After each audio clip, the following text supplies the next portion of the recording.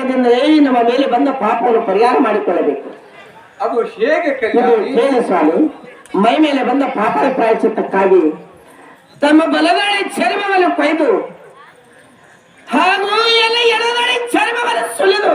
ಕಲ್ಯಾಣಿ, ನಿನ್ನ ಎಡಗಡೆ ಚರ್ಮವ ಸುಲಿಬೇಕೆ? ಹೌದು ಸ್ವಾಮಿ. ಉತ್ತಮವಾದಂತಹ ಪಾದರಕ್ಷೆಯನ್ನು ಸಿದ್ಧಪಡಿಸಬೇಕು.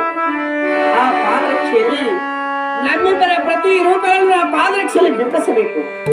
ಆ ಪಾದರಕ್ಷೆಯನ್ನು ತೆಗೆದುಕೊಂಡು ಹೋಗಿ ನಮ್ಮ ಭಕ್ತ ಭಂಡಾರಿ ಬಸವಣ್ಣನವರಿಗೆ ಒಯ್ದು ಮೆಡಲು ಕೊಡಬೇಕು. ಅಂದರೆ ಸತಿ ಪತಿಗಳು ಯಾವಾಗಲಾದ್ರೂ ಕೂಡ ಬಸವಣ್ಣನವರ ಪಾದದ ಕೆಳಗೆ ಇದ್ದಂತೆ ಆಗುವುದು. ಅಂದರೆ ನಮ್ಮ ಮೇಲೆ ಬಂದ ಪಾಪ ತನ್ನಿಂದ ತಾನೇ ಪರಿಹಾರವಾಗುವುದು ಸ್ವಾಮಿ, ಪರಿಹಾರವಾಗುವುದು. ಹೌದು ಕಲ್ಯಾಣಿ, ಹೌದು. ನಾವು ಹಾಗೆ ಮಾಡಿದ್ದೆ ಆದರೆ ಸದಾವರ ಪಾದದ ಕೆಳಗೆ ಎದ್ದಂತೆ ಆಗುವುದು. ನಡಿ, ಈಗಲೇ ಈ ಕೆಲಸವನ್ನು ಮಾಡುವ. ಬೇಗನೆ ಸ್ನಾನ ಮಾಡಿಕೊಂಡು ಶಿವ ಪೂಜೆಯನ್ನು ಮುಗಿಸಿಕೊಂಡು ನಾವು ಕಾಯಕದಲ್ಲಿ ನಿರತರಾಗುವ ಕಲ್ಯಾಣಿ. ಬೇಗನೆ ಒಳಗೆ ಆಗಲಿ ಕಲ್ಯಾಣಿ.